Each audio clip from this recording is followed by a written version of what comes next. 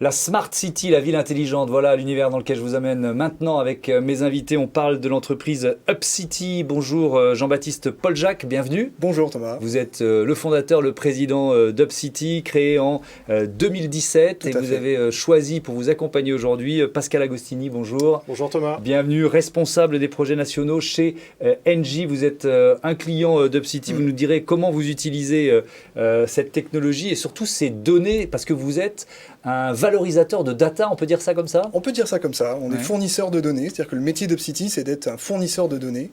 Et la spécificité de ces données, c'est qu'elles proviennent d'un réseau de capteurs qu'on a développé en interne et qu'on fabrique en France. Et qu'on installe en haut des mâts d'éclairage dans les villes et qui sont des capteurs d'analyse d'images embarqués. C'est-à-dire qu'on fait de l'analyse d'images, on a des algorithmes d'intelligence artificielle qui tournent dans ces capteurs, et il n'y a aucune image, aucune vidéo qui sort de ces capteurs. C'est-à-dire que toute l'analyse se fait localement. Et le choix qui a été fait, qui est un choix lourd en termes d'opération, de R&D, c'est d'être RGPD by design. C'est-à-dire qu'on. Donc alors là, on va expliquer. Alors voilà.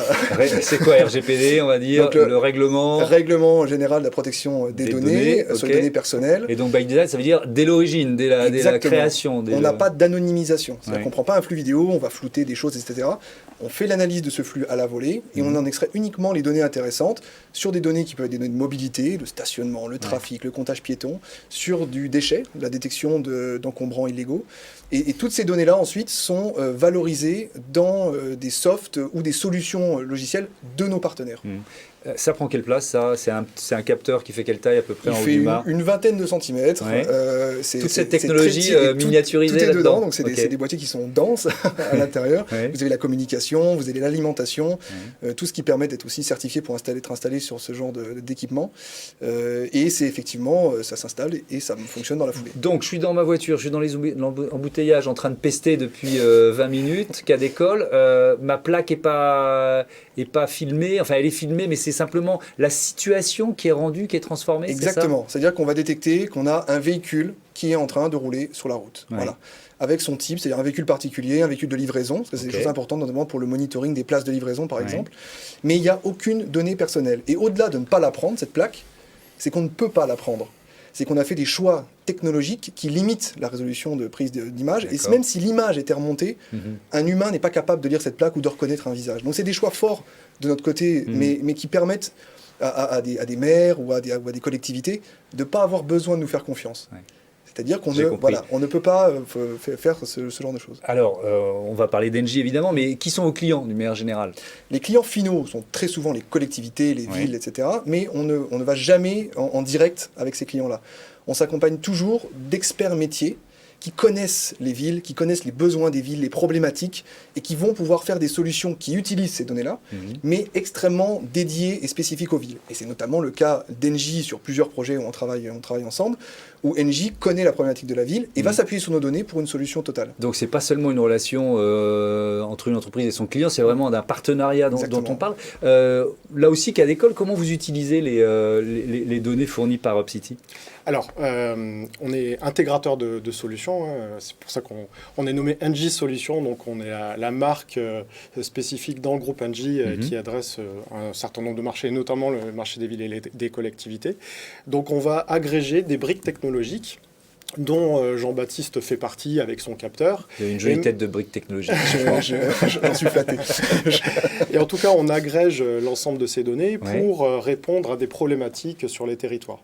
Et donc, alors, moi, je voudrais vraiment un exemple d'une ville avec laquelle vous travaillez et ces données, en quoi elles finissent par, parce que j'imagine que c'est l'utilité, par faciliter la vie des usagers, peut-être des automobilistes ou des habitants. Tout à fait, ça va être sur plusieurs axes. Et c'est ce qui est intéressant avec ce capteur-là, c'est qu'en utilisant un seul et même capteur, on a une transversalité de la donnée qui va répondre à différentes problématiques. On a cité les problématiques de déchets autour des points d'apport volontaires. On cite également l'optimisation pour le stationnement. 30% de véhicules sur la voirie cherchent une place pour se garer. Et l'idée, c'est de décongestionner la ville. Donc, on va offrir des solutions grâce à ce capteur qui va regarder le nombre de places disponibles, le nombre de places vacantes, guider les usagers vers des places de stationnement disponibles. Et donc aller beaucoup plus vite vers le stationnement et décongestionner donc l'ensemble des voies de la ville. Et faire baisser la pollution aussi, c'est un des effets directs de ce genre de solution. Tout à fait, c'est aussi notre leitmotiv, la neutralité carbone pour les territoires. Donc on les accompagne sur différentes solutions, et notamment cette solution-là pour limiter les rejets de CO2 dans l'atmosphère. Alors c'est ça qui est étonnant, c'est que la même source, c'est-à-dire que le même boîtier vous fournit finalement une donnée qui est utilisable dans quoi? Donc, dans 3, 4, 5 cas de figure, ça peut monter jusqu'à combien? Le nombre de cas d'usage peut être quasiment infini. Oui. Alors il faut se positionner dans des méthodes de co-construction. Donc on discute directement avec les collectivités en essayant de bien définir quelles sont les problématiques de la ville. Elle vous dit avant, j'ai besoin de ça. Une ville est singulière, une ville côtière avec un aspect touristique, avec un tissu industriel fort. Il y a vraiment des cas de figure très différents. Et donc, il faut s'impliquer dans cette méthode de co-construction pour savoir quels sont les usages qui vont être pertinents pour la collectivité. Alors, vous venez d'effectuer, Jean-Baptiste Poljac, une seconde levée de fonds avec UpCity. 3 800 000 €, c'était il y a 3 semaines. Ça vous permet de voir plus grand, j'imagine? Ah oui, on s'est beaucoup entraîné sur le marché français. C'est bien.